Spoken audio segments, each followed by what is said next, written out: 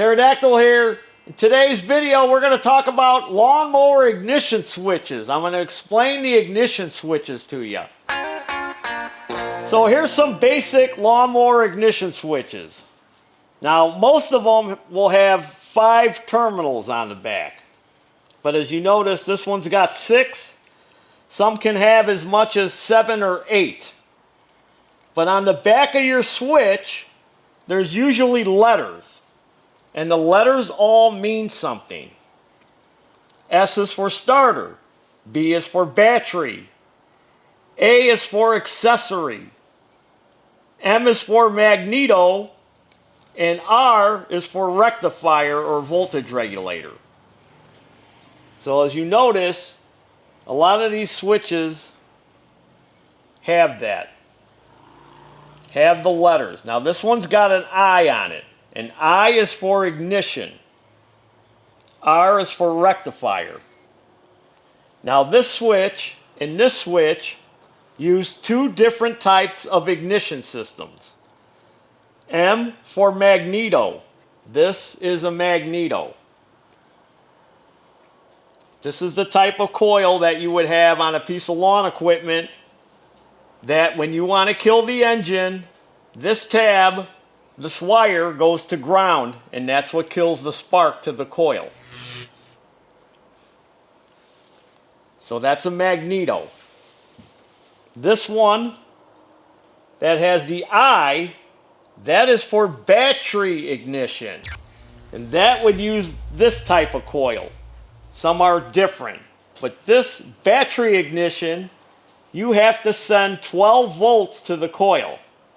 You got to have 12 volts from the battery. That's why it's called battery ignition, because it has to have a battery for the ignition to work. If you purchased the wrong ignition switch for some reason and sent 12 volts to this tab, you are immediately going to smoke this coil. This is separate. This doesn't have its own electrical system. All it has is a ground tab. I've had this happen. People buy the wrong switches. In the case of this one, we've got the 5 terminals. B is here, battery. M is here, magneto. If you were to use this switch on a mower that had a magneto, as soon as you turn that key and sent 12 volts to that, you're going to smell something and you're going to hear a little puff and maybe even see some smoke.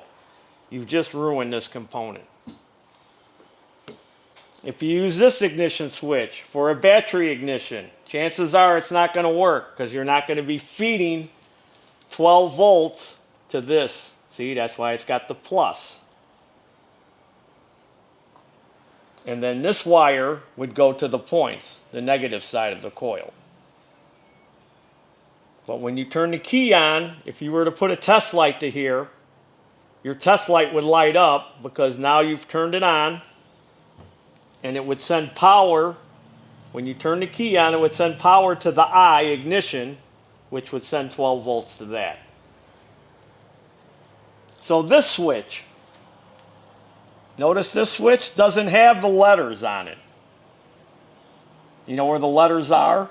The letters are on the terminals themselves. As I bend this one back, there's a G. And that G would be for ground.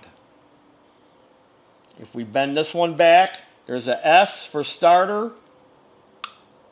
This one's got a B for battery. We turn it around this way. There's an L for lights, and there's another B on there. Now sometimes they'll use terminals over.